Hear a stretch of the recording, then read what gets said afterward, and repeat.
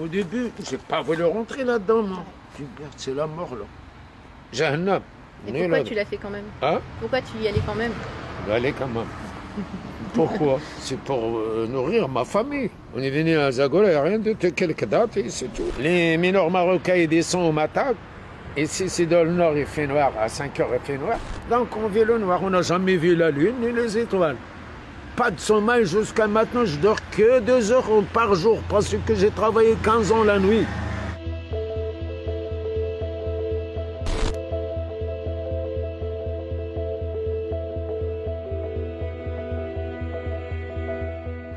On est où?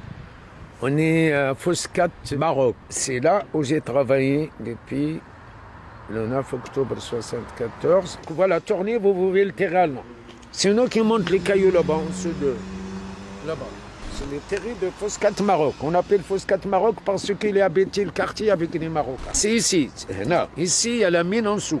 On est au tournant des années 70 et la France a besoin de main-d'œuvre pour le charbon. Plus personne veut travailler dans le charbon. On sait de toute façon que c'est plus rentable et qu'il faut préparer la reconversion et la fermeture des mines. Et pour faire ce travail-là, la France, les houillères, donc, qui est un État public, va faire appel à une main-d'œuvre flexible, donc des hommes du sud du Maroc, pour préparer la reconversion des autres nationalités.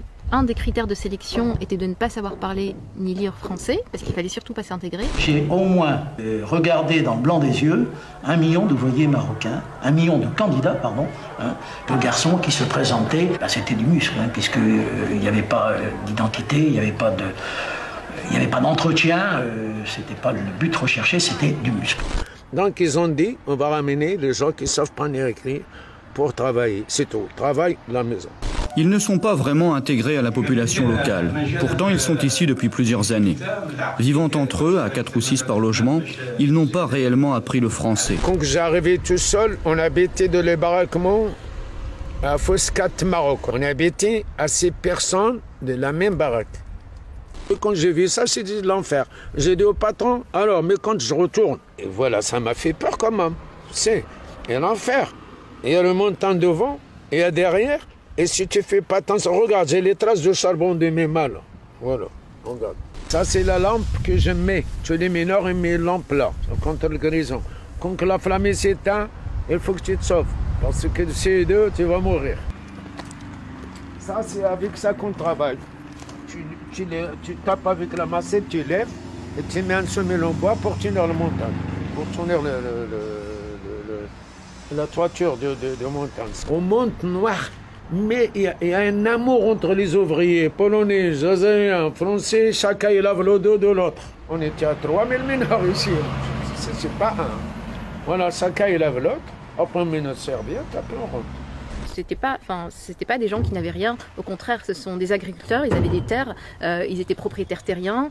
Et quand ils sont arrivés, ça a été un déclassement social pour eux. Tout le monde avait le statut de mineur.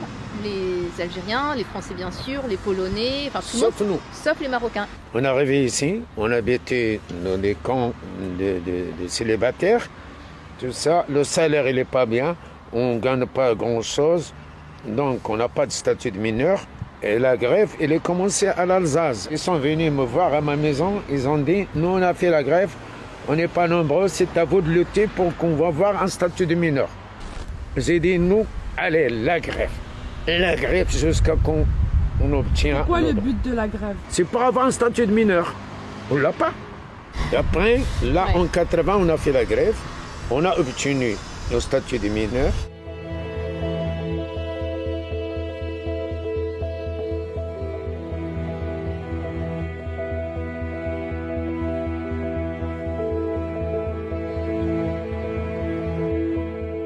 C'est cette lettre des houillères qui a mis le feu aux poudres. Le 31 décembre prochain, la fosse 3 de Courrières fermera. Les mineurs ont le choix entre 2 formules. La première, retourner au pays avec un capital qui varie selon les cas entre 136 et 270 000 francs. La seconde, un emploi de conversion avec la possibilité d'une formation.